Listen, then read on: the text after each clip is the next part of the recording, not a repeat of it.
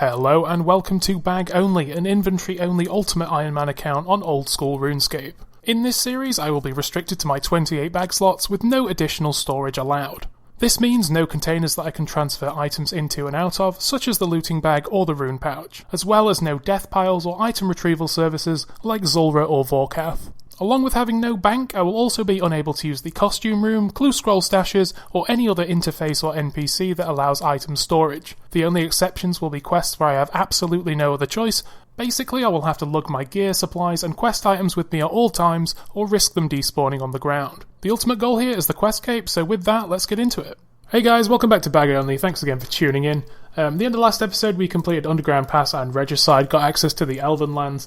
So the goals for this episode are to grab some items and quests together just so we can get actually started into Slayer properly. Just want to knock out some random easy quests that I've had on my mind for a while. Then also we're going to use Ivan's Blast to grab our rune crossbow. And then we're going to look at the different options for imbuing our Slayer helm finally. Just to get the absolute maximum boost possible to get these Slayer levels. Going to try and get to at least 69 for the quest cape for Monkey Madness 2. But ideally something like 75 so we can actually unlock some really good Slayer monsters like gargoyles. I'm just doing a cheeky bit of alching here in the market just to push our mage up to 70 because it's super close, it's like 20 high alchs. So just high alch some random myth arrows just to start us off, get a nice cheeky level.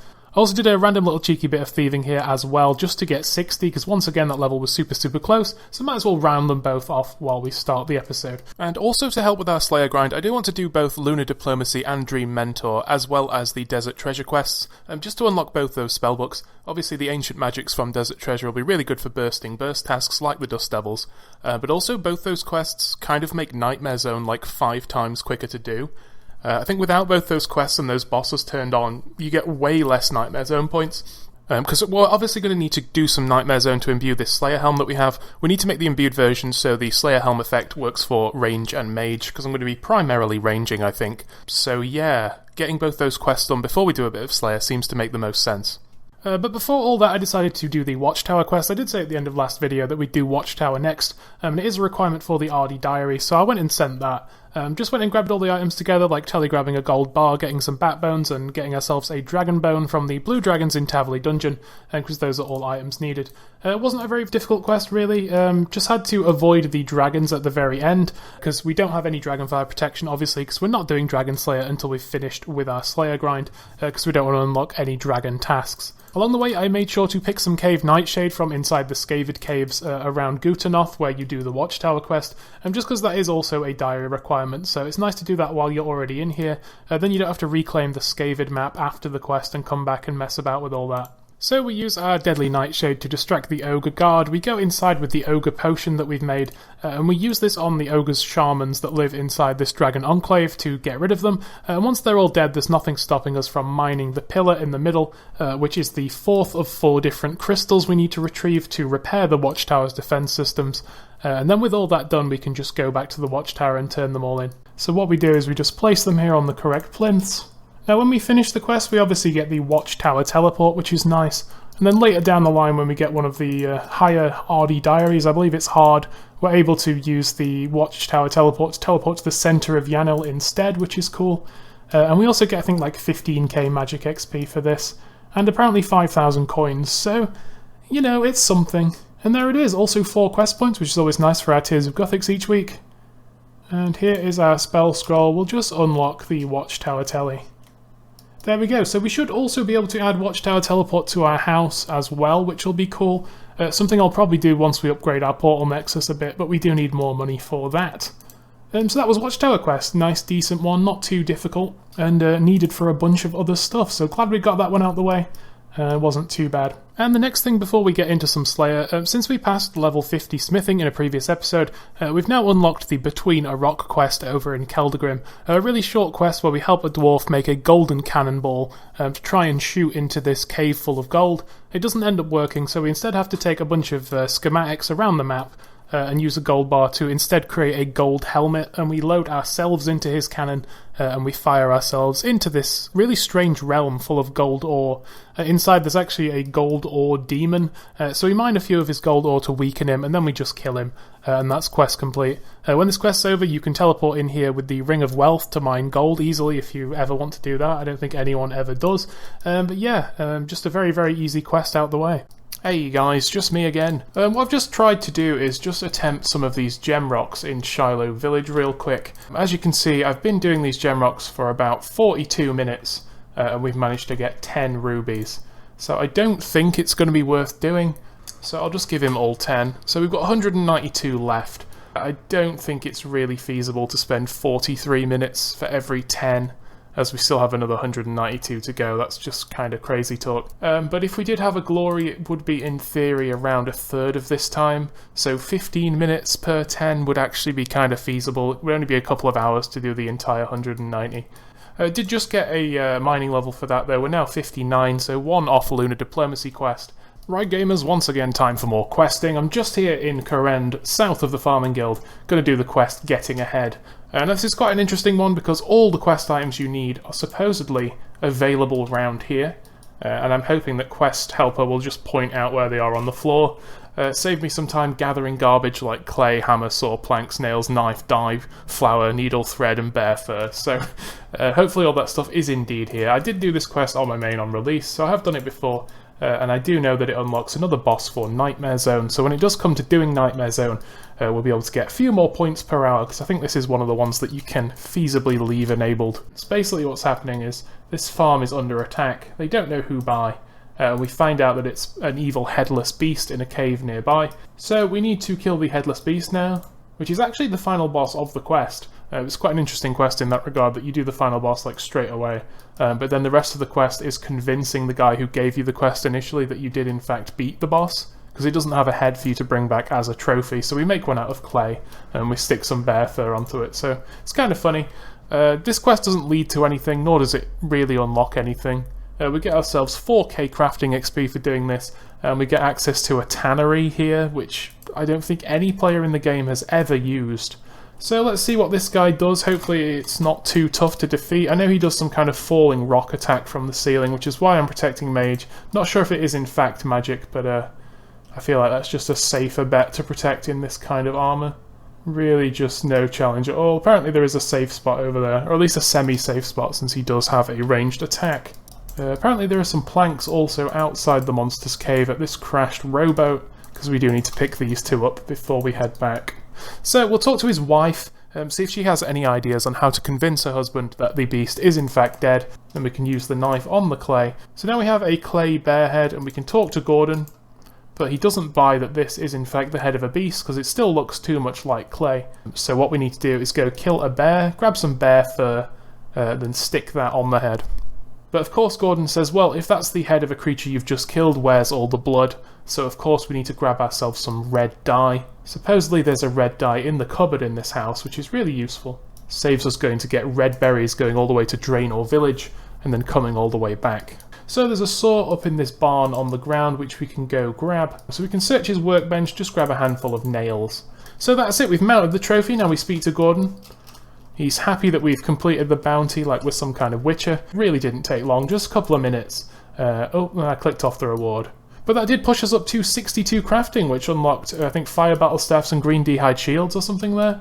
So nice little quest there, nice to have that one done. Still got a whole bunch of little quests we need to knock out. As you can see, we still need 78 more quest points to complete all the quests. There are a handful of small quests like this one that still need doing, so with Getting Ahead out the way, I decided to further procrastinate actually getting into Slayer. I went and killed some Barbarian Spirits and Forgotten Fremenix underneath the Myth Dragon Cavern near Barbarian Fishing, just because these guys have a chance to drop the Myth Grapples. I just grabbed those and went around the game doing every grapple-based diary task. Just so going forward we know that we never need a grapple again, really.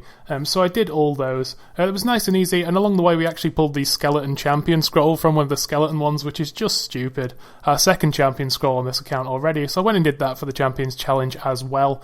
I also dropped the Smouldering Stone over to my main just for GP, because we're never using it on this account, and wasting an invent space until we go to like DKs or something for a Dragon Axe. Also, in the meantime, completed the Desert Easy Diary, did a bunch of stuff, killed some vultures, did some hunter, some mining, some pyramid plunder, things like that. Knocked that one out, that was nice and easy. Then after that I wanted to just do a whole bunch of quests before we got really settled into some Slayer, so I decided to go do Eagle's Peak next. In this quest, we're sent by the Ardy Zoo to go to the Eagle's Peak near the Grand Tree, go inside and rescue one of their zookeepers who's gone missing while trying to box trap a ferret to put inside one of the enclosures in the zoo. Basically, he's trapped inside by these eagles. What we need to do is grab some feathers from inside, run to the Varrock clothes shop, and make us both an eagle disguise to help us escape.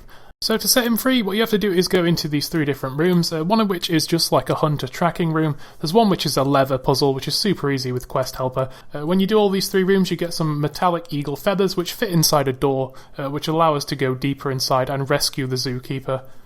Once he's rescued, the post-quest activity is we can rebuild the entrances to all the different eagles' areas around the map. There's 3. We can build a stick up to the front of the jungle one, we can push a boulder out of the way of the desert one, and we can simply just go inside the Arctic one. And flying to each of these different eagle locations after the quest are a bunch of different diary tasks, so we did that as well. Alright guys, that's all the eagles done.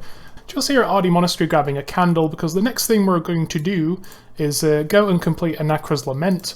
So just going to grab all the items together for that, because there are quite a few different items. We need a piece of coal, we need a candle, we need a bunch of different logs, tinderbox, a piece of bread, chisel and clay. So the vast majority of this we can get in and around Ardy, and the rest we can just go get from like basic general stores.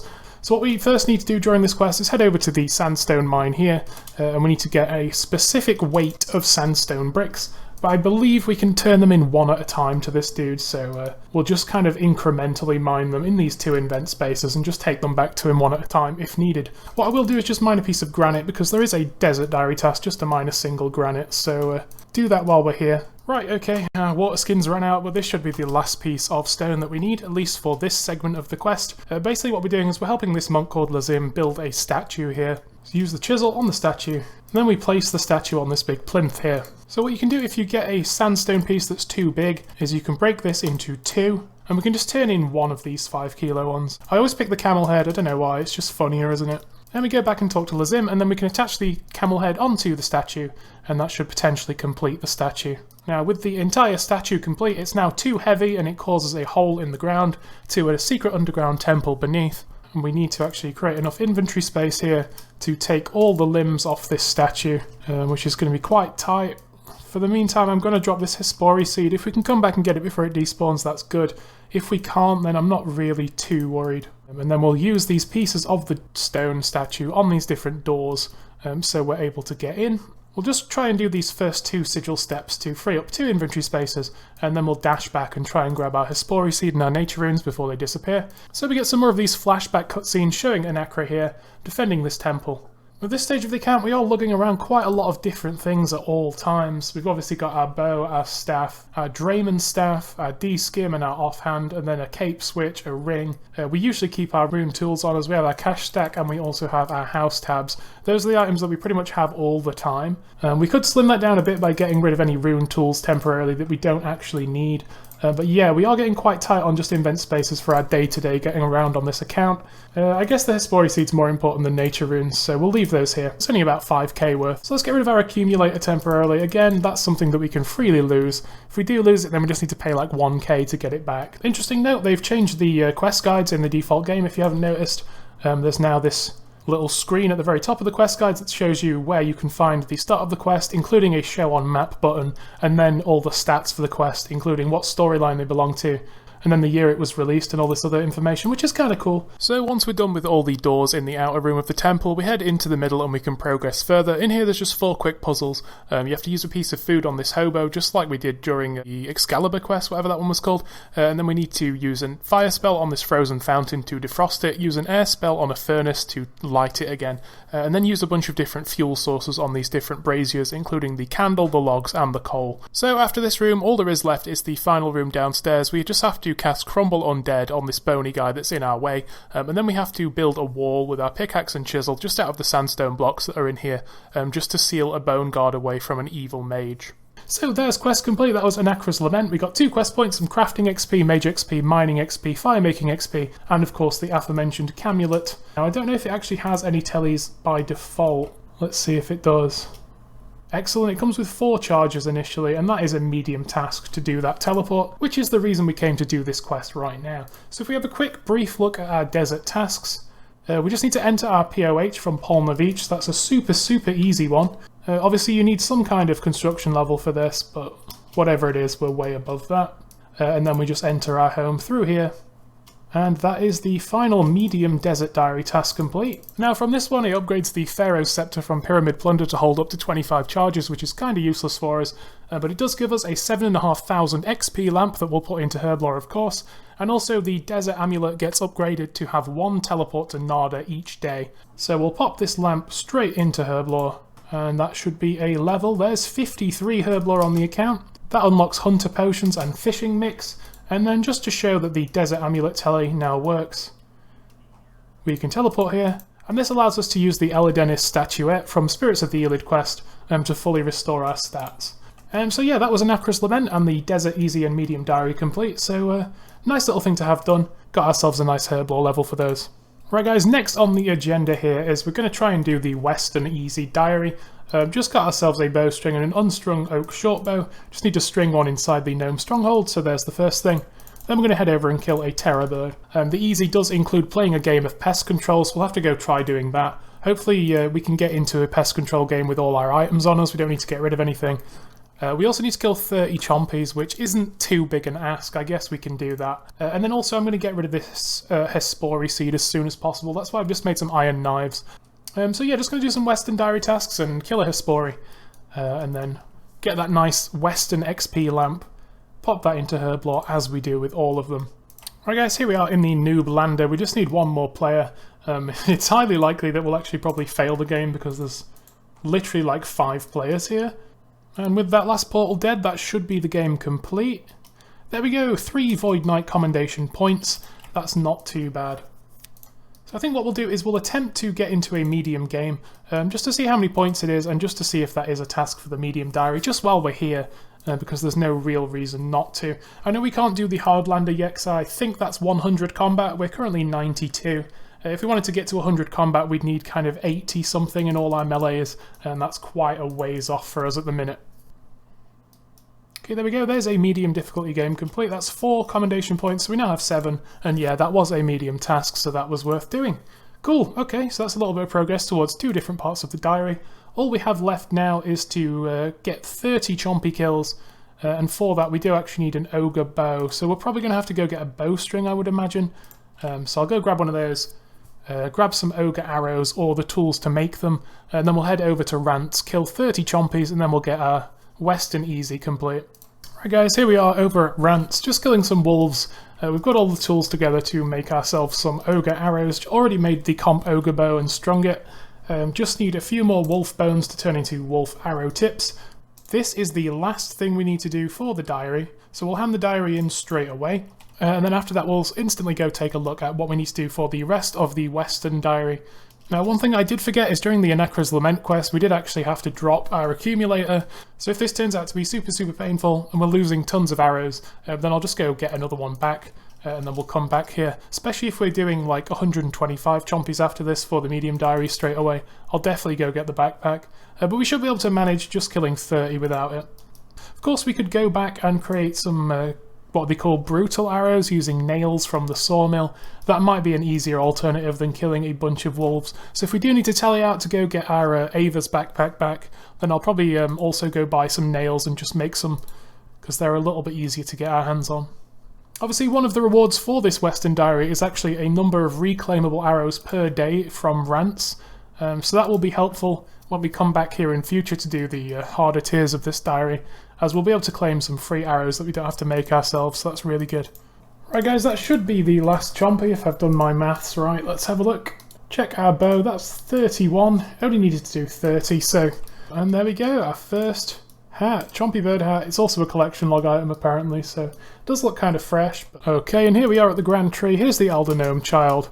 And we've completed the easy Western Diary, so we just turn that in. Obviously on Herblore.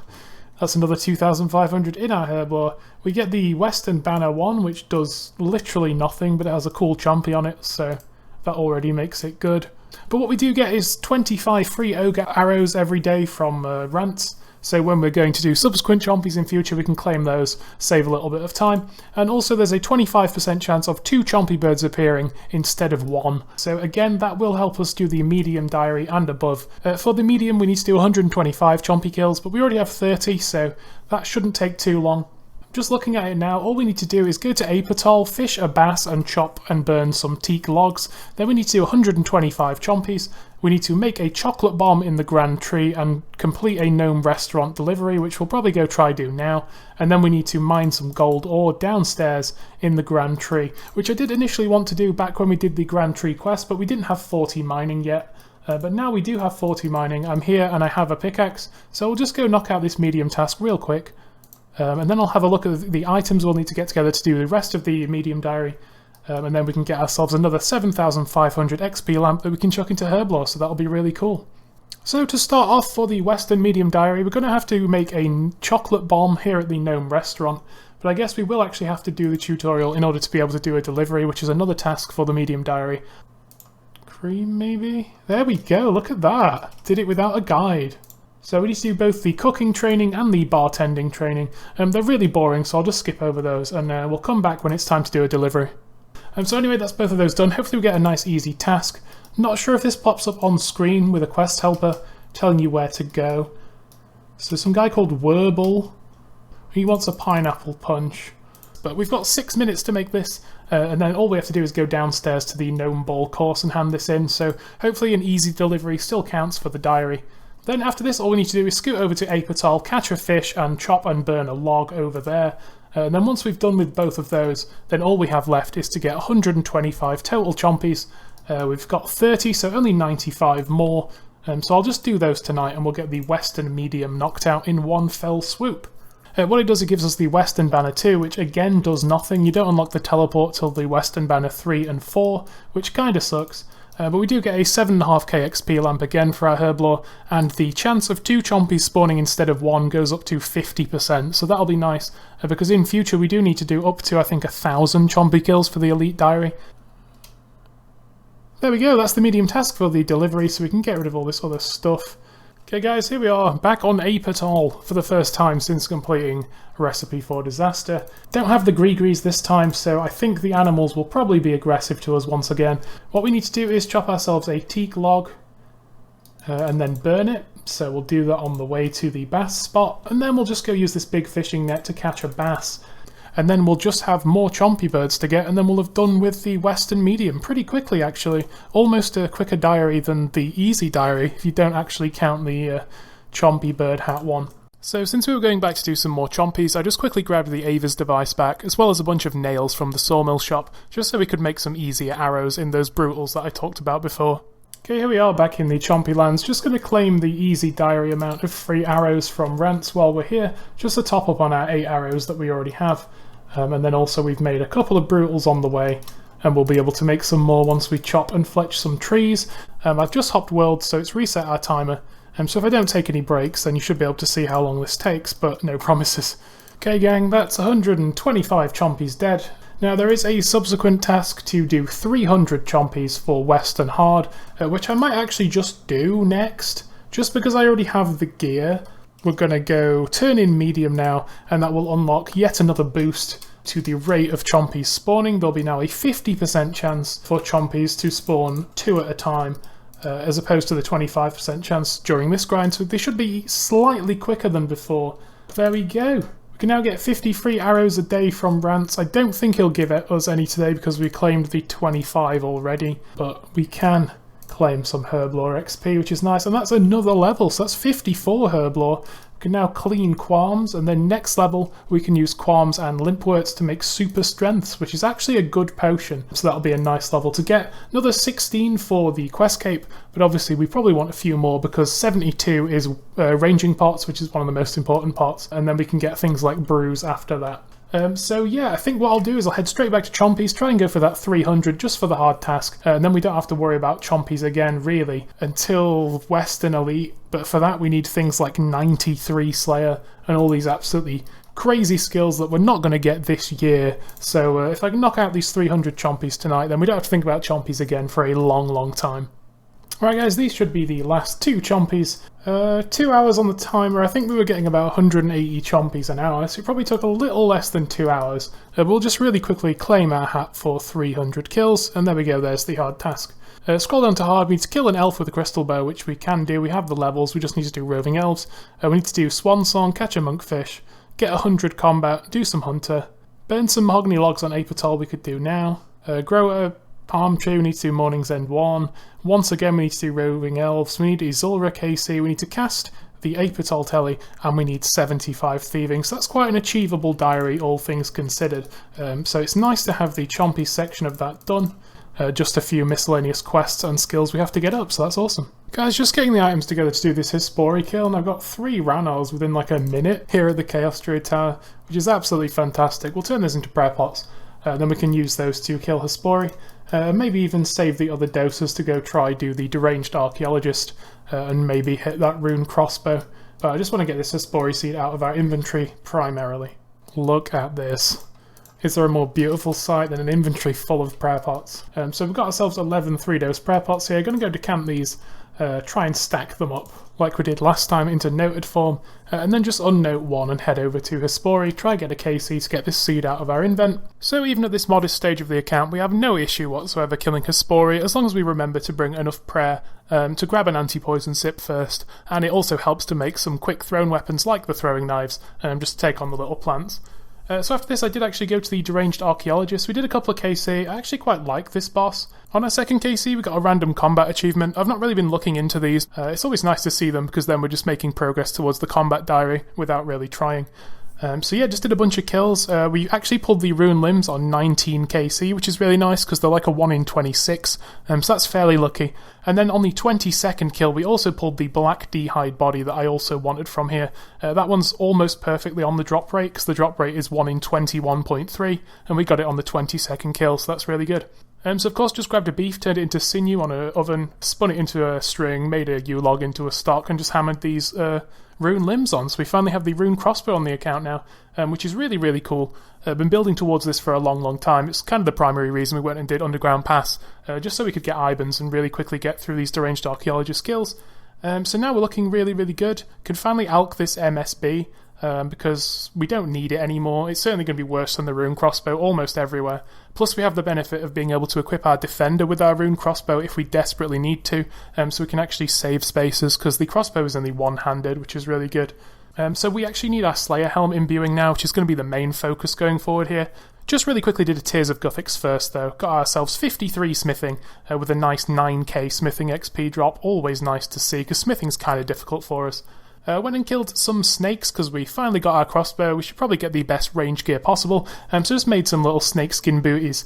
So we now have a total of 151 ranged accuracy bonus and we're looking great. So with our rune crossbow unlocked and some ranging boots, the next piece of the Slayer puzzle was to unlock the Slayer helm imbued. So I headed over to Nightmare Zone, just wanted to test what the points per hour would be like in very, very basic melee gear, without all the good quests completed like Lunar Diplomacy and Desert Treasure. Turned out to be around 150k points an hour, which means it would have been something like 8 hours of this to fully imbue a Slayer helm. So I decided it actually probably wasn't worth the time doing this right now. Because if we complete all those quests first, I believe you can get over 500k points an hour, which means it would only be 2.5 hours to earn the imbue, so it's probably a net time save to do the quests first, and then come back.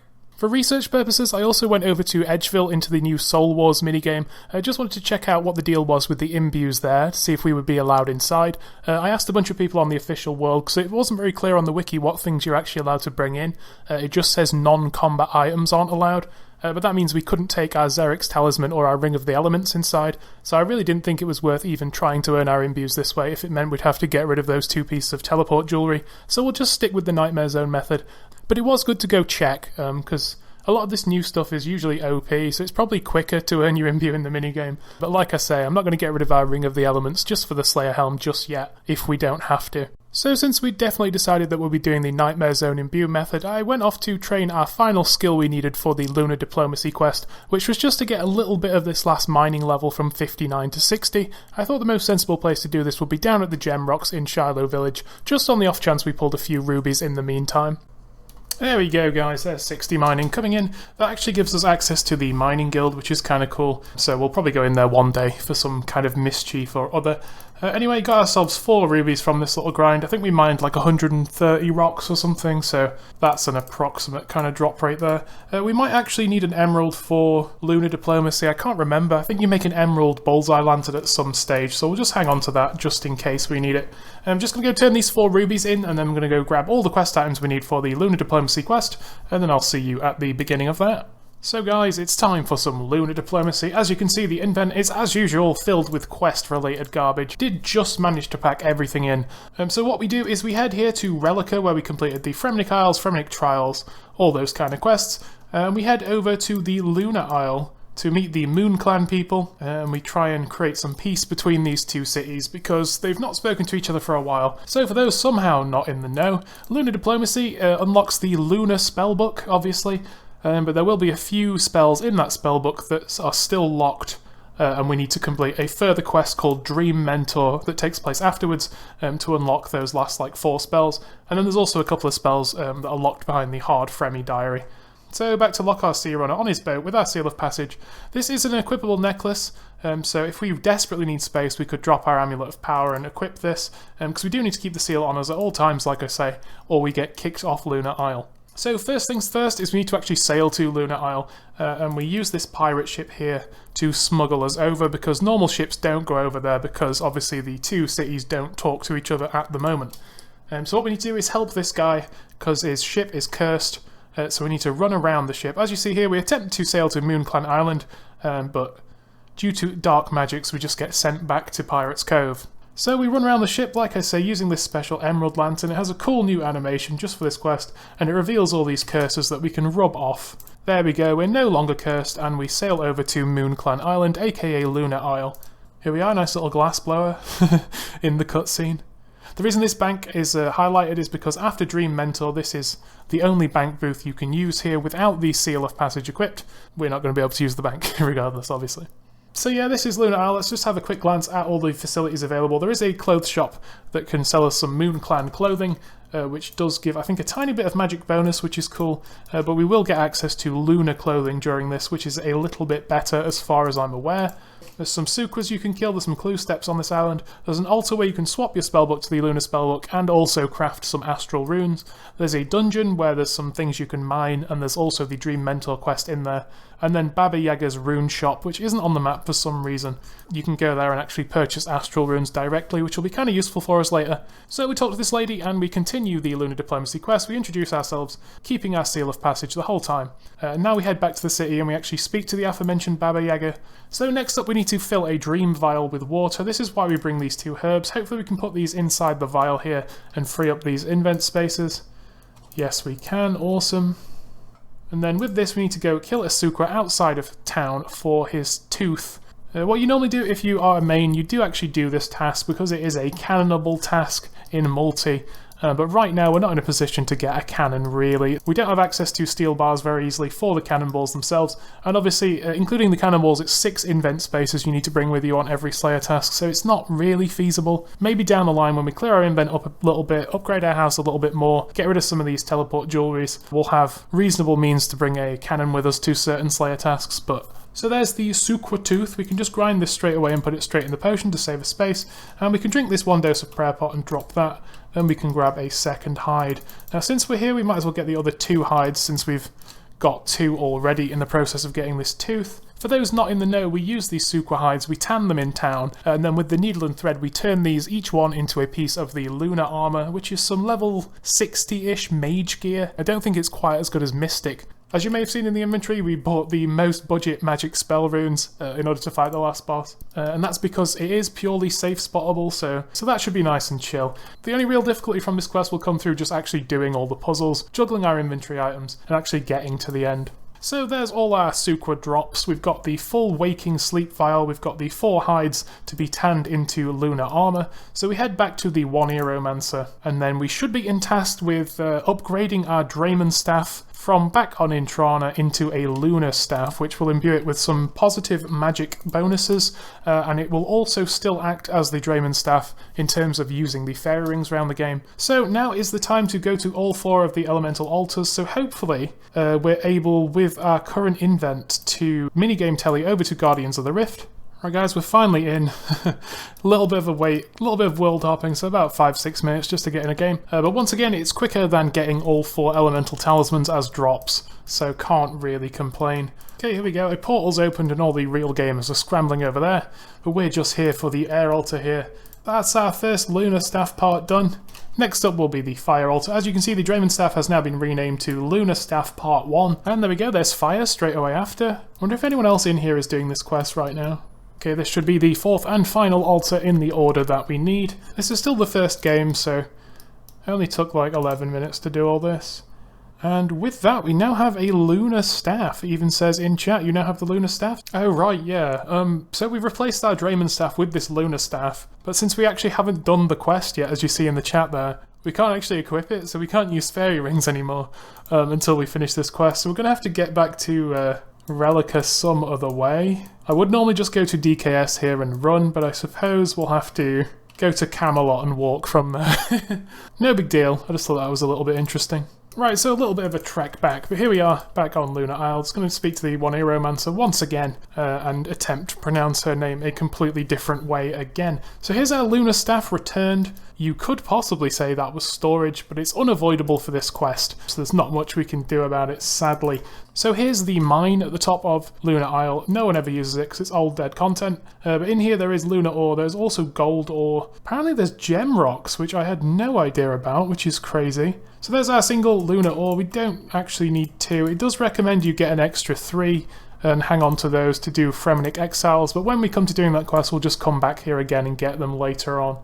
So what I'm going to do is just hop back on the pirate ship here, sail over to Relica, use the furnace there to create this ore into a bar, and then use the bar on the anvil over there as well to turn it into the lunar helmet, and we'll tan our leathers and make these into the other pieces of the lunar outfit. And so once we're back with the lunar helmet that we've smithed ourselves from that lunar ore, we need to grab a few more pieces by just helping civilians around the town that we can't tailor ourselves, mainly the amulet and the ring piece. The amulet we get in exchange for returning someone's tiara that got stolen by Suquas, so we just go kill some of those till we got the drop, and then the final person buried the ring somewhere on the island and they don't remember where, so we just use Quest Helper and go dig it up.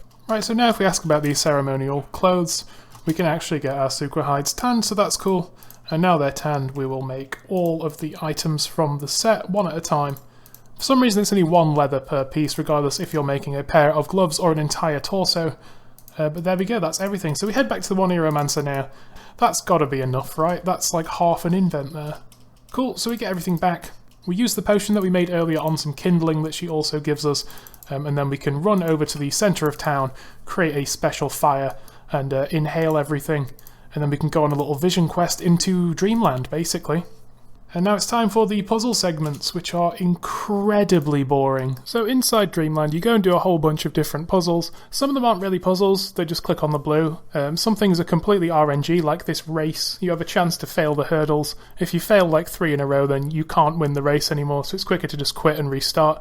Then there's this race where you have to chop wood against someone, but he goes at a really slow rate, so you can never really fail this one.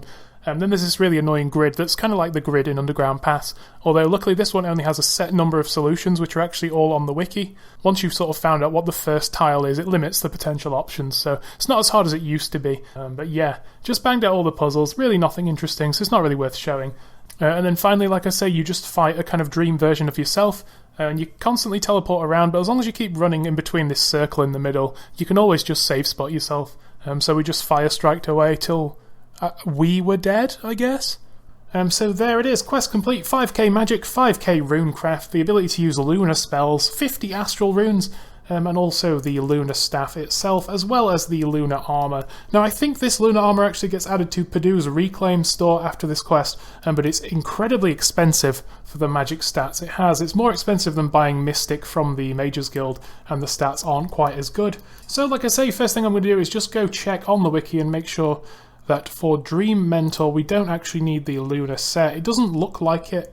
Can always come make this back at a later date. Hopefully there's no diary steps I'm forgetting about that require 4 lunas or something.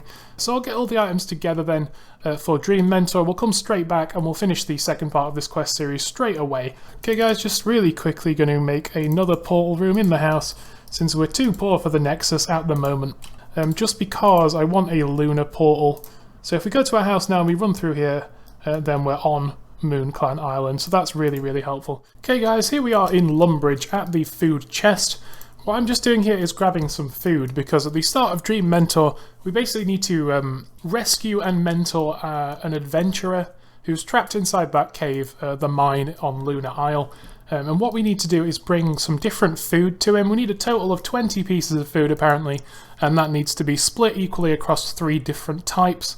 And I feel like the easiest way to just grab different bits of food is just come here and just buy whatever garbage we can from this chest. Now hopefully this is doable in 2 trips, I'm not really sure. Obviously if we were able to use inventory enhancing containers, we could just bring some sacks of potatoes, strawberries, baskets and stuff. And then we could just take the food out when we're there and do this in 1 trip. So in Dream Mentor, basically there's an adventurer who's inside this cave here, just laying on the floor. So we need to get him back on his feet, both physically and mentally. And the first thing we need to do is feed him because he's in a critical state. So we need to give him a whole bunch of food. So what we do is we give him 1 kind of food. He seems to like it. Then the next kind of food. And then the 3rd kind of food. So you need at least 3 different kinds of food because he gets bored of 1 kind if you feed it to him kind of twice in a row. So you do need 6 or 7 pieces of each food. We could only fit 5 of each in our inventory.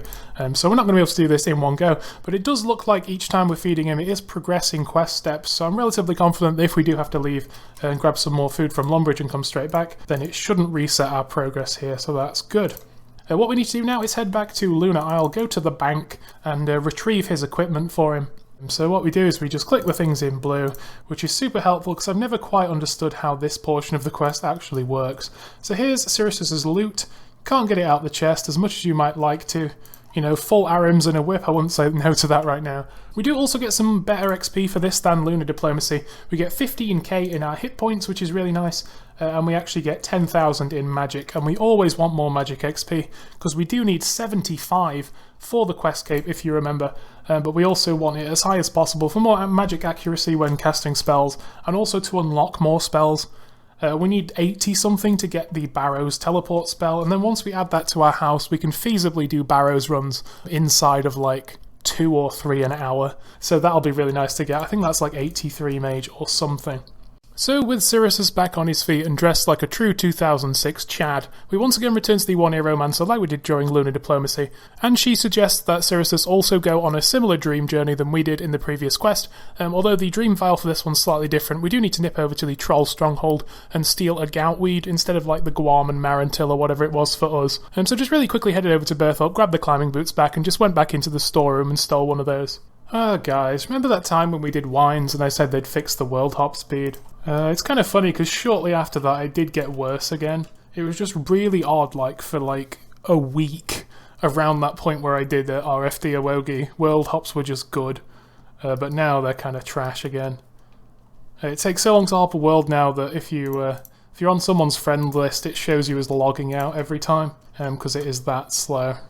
Just had a quick look at this guy, and apparently the best way to fight him is to stand right next to him because his melee attacks are worse than his ranged attacks, which is good in theory, but that does mean we're further from the Panic Telly altar to get out of there, so we will try it, just see how it goes. I did also swap our snakeskin boots for some mystic boots, just to see if we can hit a little bit more frequently on him during the fight. So that's the first guy down. Hopefully that means we have a checkpoint. One of these is safe spottable. It might be this guy. Hopefully he has no kind of teleporting gimmick, because those always suck. So by defeating all these doubt creatures, Sirius is slowly gaining some courage. So this should be the last real fight that we have to do. This guy's even weaker though, he has 90 health. This is to demonstrate Sirius's growing courage, so obviously his doubts become weaker throughout this little spirit journey we're doing here. Next thing is this guy called the Elusive, and what he does is basically he jumps underground and just kind of runs around the arena and you need to chase him. For some reason Sirius isn't interested in fighting this guy, he's just stood over there by the lectern, he's not interested anymore.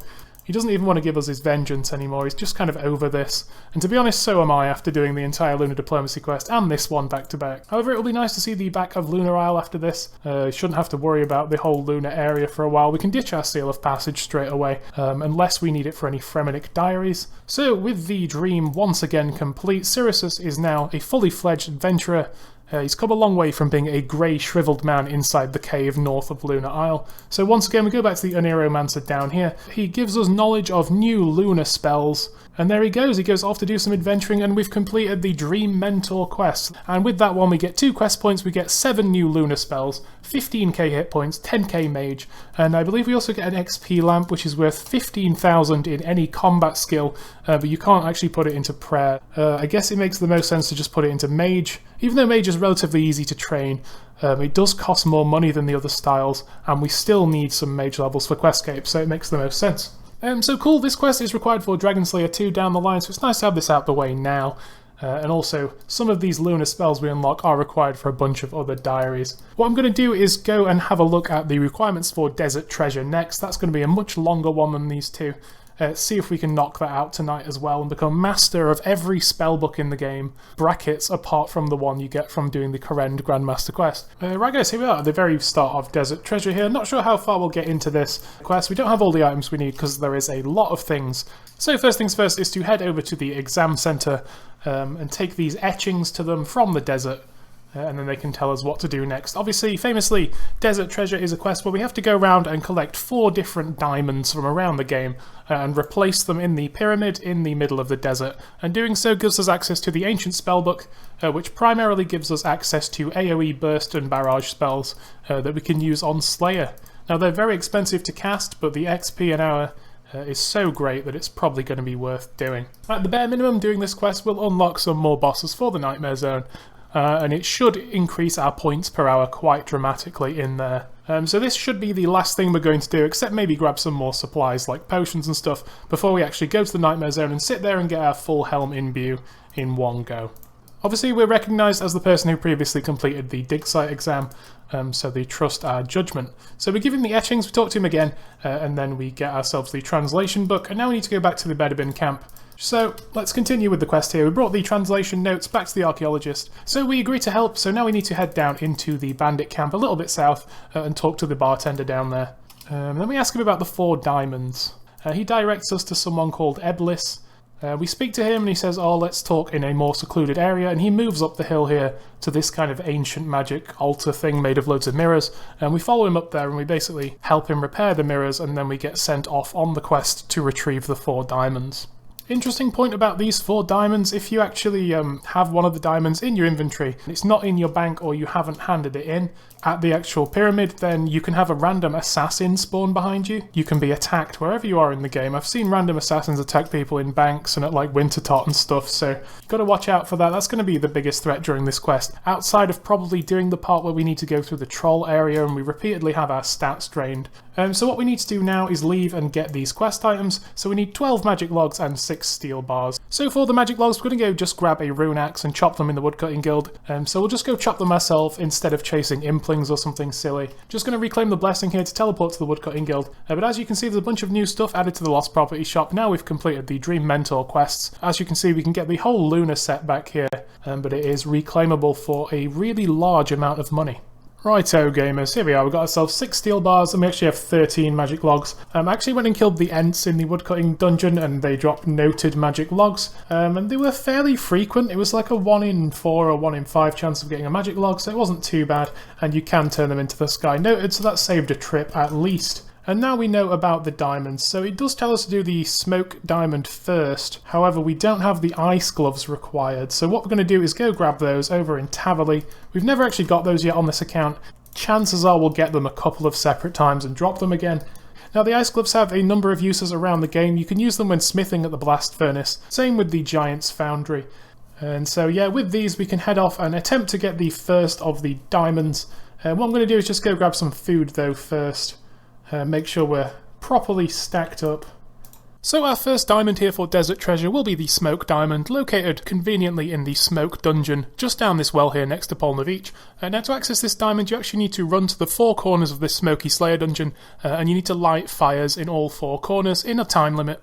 So basically we've been preserving our run energy this whole time until we reach the first brazier, then we just run between all 4 in the order suggested, and make sure to light them all. Now we don't have any staminas or energy pots with us, but the game was kind of lenient and we were able to light all 4 in the time limit anyway. Lighting all 4 of these opens a chest in the very middle of the room where you get the warm key, and you can take this warm key to the very end of the dungeon, open a locked door, and you can fight Farid, who's the first gem guardian of Desert Treasure. You need the ice gloves on to fight this guy, otherwise he's too hot, too spicy, and you drop your weapon on the floor repeatedly. It wasn't too bad a fight, surprisingly easy. We grabbed the diamond, we ran away, and just as we left I encountered one of those assassins I mentioned earlier. He just spawns behind you, but he only walks at walking pace, so as long as you sprint like 1 tile then you just get gap, and you can also protect melee against him, so he's like a wet noodle really. Anyway, we immediately went straight to the pyramid because it was really close to here, and just deposited this first diamond just so assassins wouldn't jump on us the whole time while we're doing the other 3. Here for diamond number 2, we're over at Rosolo's wandering merchant shop of garbage.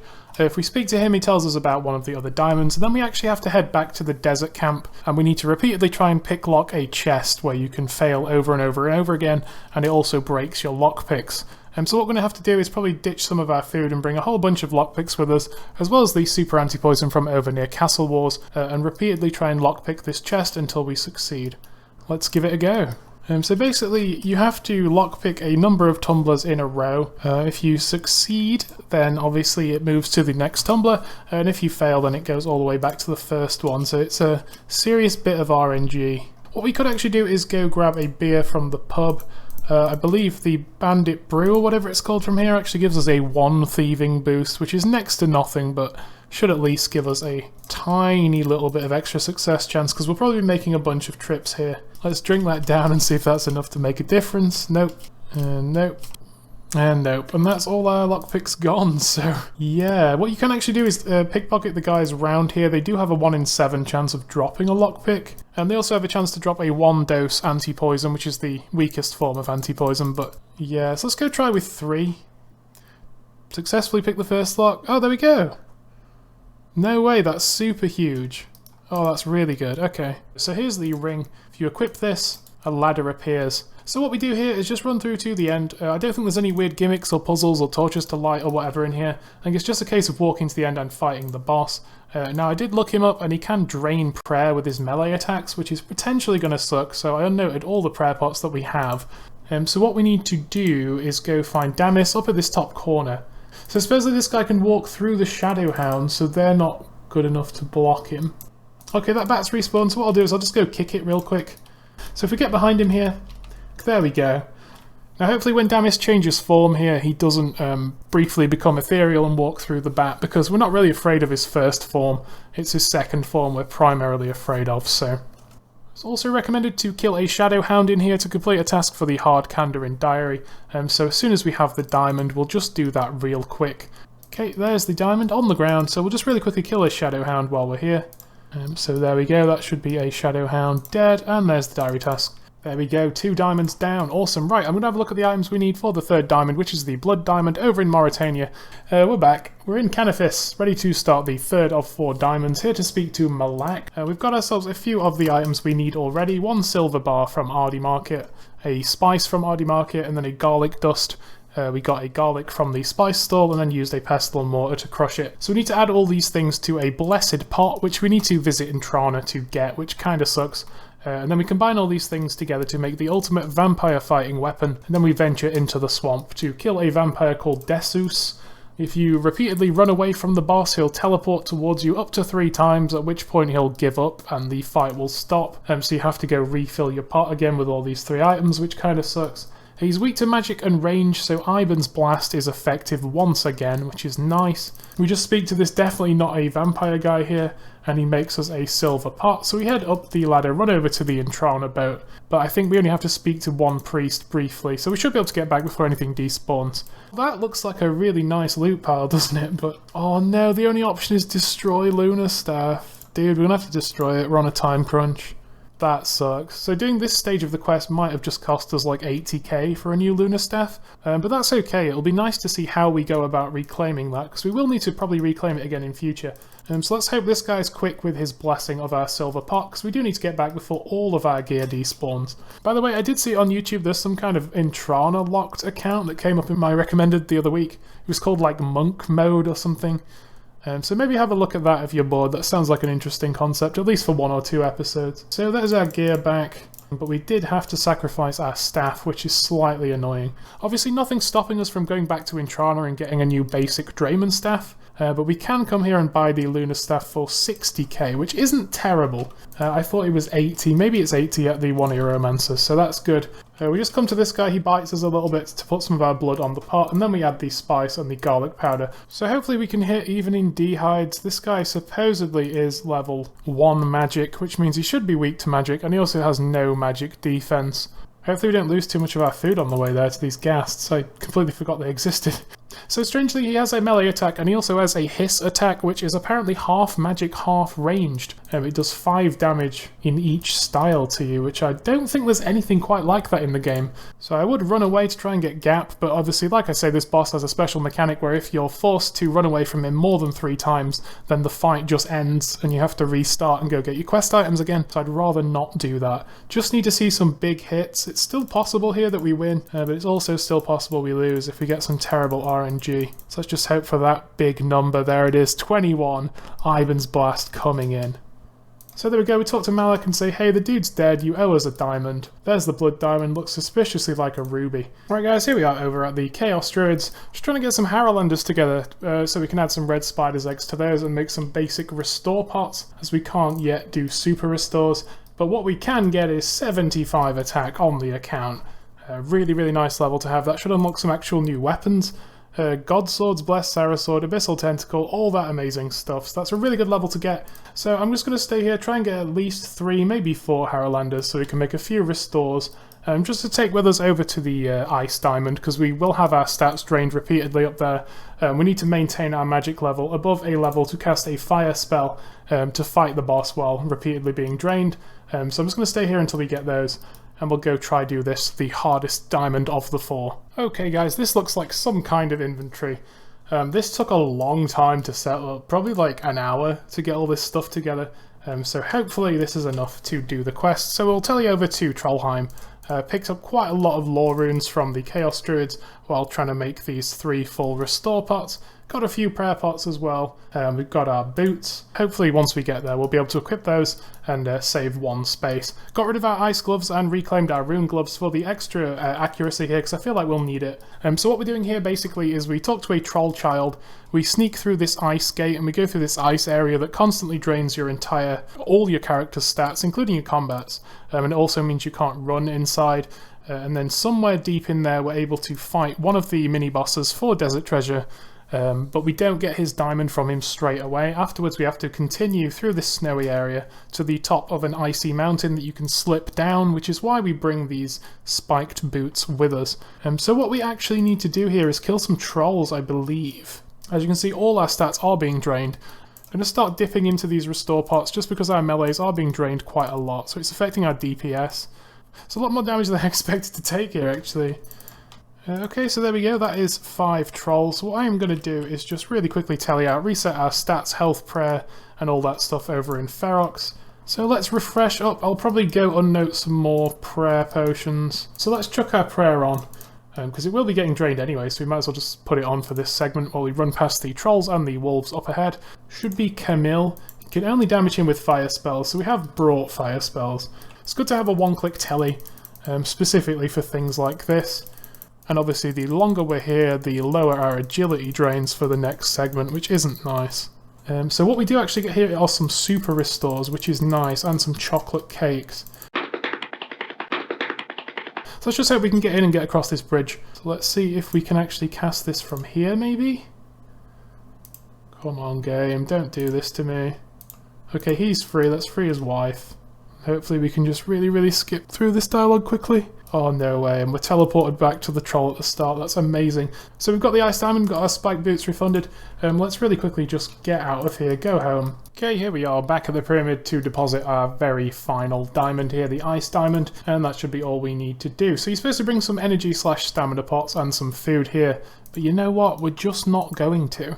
Just going to wing it, going to go straight into the pyramid here. Getting a little bit impatient with this quest because it has taken so long tonight, with all these 4 diamond stages, all the supplying in between, and obviously the boss fights, so hopefully we can just do this right now. So apparently we may randomly fall out of the pyramid as we traverse, and we may need to start again. So that's always fun. Failable RNG segments. Always seems to happen during these pyramid quests as well, like Icthrin's little helper. Obviously having stamina potions would be super useful, but obviously stamina potions are 77 herb lore to make, so a really long way off for us, but we'll probably get there eventually because we do need to get at least 70 for Questscape and 72 for ranging pots, so an extra 5 for stamina pots doesn't seem unfeasible. Not sure how this is put together in the edit, but I have done Lunar Diplomacy and Dream Mentor today. If we can also complete Desert Treasure today, that'll be a crazy day of progress, unlocking all the other spellbooks in the game. And of course we'll have tons more bosses that give a load of points to be able to switch on in the Nightmare Zone and get our Imbued Slayer Helm just that much quicker. So funnily enough, I don't know if anyone's ever killed these mummies in here, but they do have a very strange drop table, including the Ancient Staff to cast these ancient spells.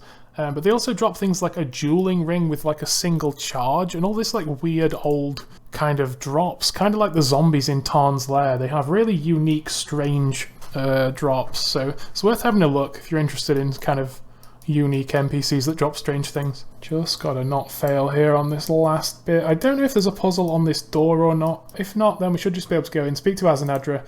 Then what we want to do while we remember is to pray at the altar and actually swap our spellbook and swap it back just before we leave, because that is a Desert Diary task as far as I remember. And there it is, guys. Desert Treasure complete. What an iconic quest. 20k Mage XP and ancient spells. So let's just... there we go, swap our spellbook twice for a hard task, and now we have the back door into the altar, so we never need to run through that pyramid again, unless we want to fight some mummies. So let's speak to Elvis here, tell him we've spoken to the Lord and we've done the quest. We can also come here and buy an ancient staff from him in order to cast ancient magic, so that's really good.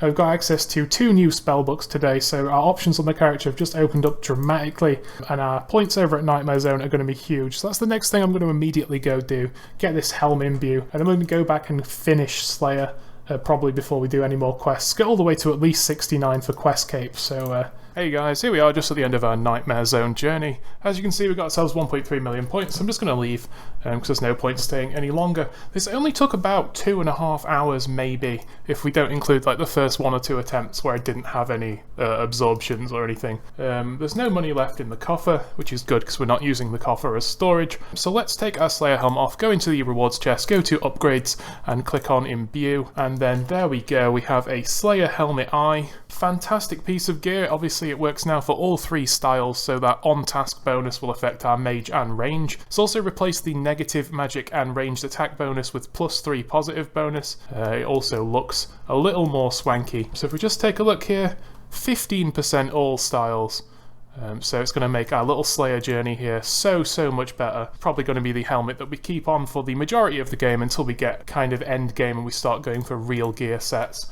So yeah, nice little grind there, didn't take too long. Really glad we did the quests first to up those points per hour. Let's just see how many points we have left. I think we have about 50k. So if it does come to coming back here, at least we'll be able to purchase some more of these doses of potion straight away and get straight back into it. For example, if we get a nice ring and we want to come back and imbue that. So I'm going to go straight back to Slayer now, guys. I think I have a worm task at the moment, which is a great task. And then we'll just keep doing Neve/Steve Slayer tasks. And then once we're 69, we'll have the level for Monkey Madness 2 and Questscape, and we'll decide what to do next in regards to whether we're going to go all the way to 75 for Gargoyles, or whether we're going to get our smithing through, say, Gold Ore and doing the Family Crest quest. So yeah, awesome little grind out the way here. Back to slaying. Guys, the DPS is noticeably better on task now. So much better than like a week or 2 ago when we had an MSB and an unimbued helm. This rune crossbow with its 90 ranged attack bonus, these huge broad bolts with 100 strength, and then obviously the 15% flat accuracy and damage from the helm. It is so good. I'm tearing through these worms. I'm going to knock this task out in no time. Really hope I get more worm tasks. They're really good. As you can see, with the Gilded Altar, we can nip to our house after each trip, offer these bones up for 125 prayer XP each, which is crazy, and also they're safe spottable, so we can just chill. We don't need to bring food or prayer, and it's just a really, really good task for us. And there's a prayer level thanks to these lovely, lovely worm bones. Just a quick stats check before we do leave. We did get 75 attack earlier, got ourselves 71 defense in the Nightmare Zone, working towards 75. Then we're going to swap to strength, and we've got 71 range now as well from ranging during this task. Hoping to get more magic-based tasks, maybe something we can burst like Dust Devils or Jellies, because I do want to get 75 Mage, and now we do have Ancient Magic, so that'll be a cool little adventure to try out. Hopefully it's a task where we actually make the money back for the runes. So yeah, just going to get straight back into Slayer. Just thought I'd let you guys know that this setup is really, really nice right now. So yeah, that's just pretty much a summary of what's going on. Straight back to Slayer. See you guys later. Right guys, and with this one, we're done with this episode of Bag Only. Thanks again for tuning in. If you enjoyed, please hit the like if you feel like it. So in this one, we'd completed a whole bunch of quests. Didn't actually get very many skill ups, as you can see here, but the unlocks we got were just priceless, so nothing to complain about there. We completed, of course, Watchtower Between a Rock, Getting Ahead, Eagle's Peak, Anakra's Lament, Lunar Diplomacy, Dream Mentor, and Desert Treasure quests. We also completed the Desert and the Western Easy and Medium diaries, as well as doing the Chompy Kills for the Western Hard diary, so that's out the way going forward. Did all the Myth Grapple tasks around the game. We also did the Skeleton Champion Scroll, and we got ourselves new range gear in the form of the Rune Crossbow, the Black D'hide Body, and of course the Imbued Slayer Helm, so it will now work on Slayer task. So we're now pretty much set up and raring to go to do some Slayer in the next few episodes. I want to get to at least 69, like I say, but probably 75 to get those illustrious gargoyle drops of noted smithing supplies. So yeah, ready to fire out some Slayer tasks. Really excited for this kind of new chapter in the account going forward. So I'll see you guys there. Thanks for watching. If you've got any comments or feedback or suggestions, please leave them below. Otherwise, I'll see you in the next one.